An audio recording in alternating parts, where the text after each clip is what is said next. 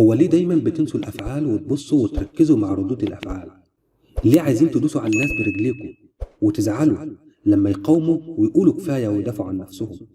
ليه دايما شايفين إن اللي معاكم اتغيروا وما بتفكروش إيه اللي غيرهم وإيه اللي وصلهم للحال ده؟ ليه بتشتكوا إنهم انطفوا وبطلوا يحبوكم أو ما بقوش يتحملوا زي زمان وما بتعترفوش بغلطكم إنكم السبب؟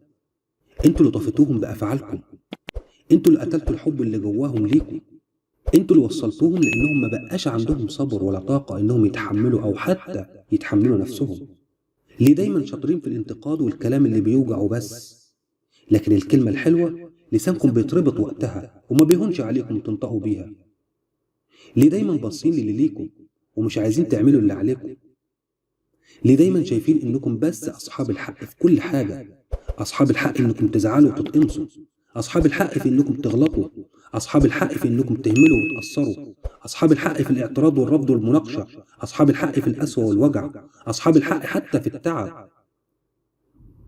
طيب واللي معاكم فين حقوقهم؟ فين حق قلوبهم وحبهم وتحملهم ليكم؟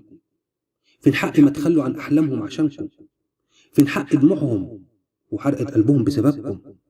فين حق ما داسوا على نفسهم كتير عشانكم؟ قبل ما تلوموا وتعاتبوا، قبل ما تنتقدوا وتبصوا وتعملوا فيها مظلومين، بصوا لنفسكم الأول.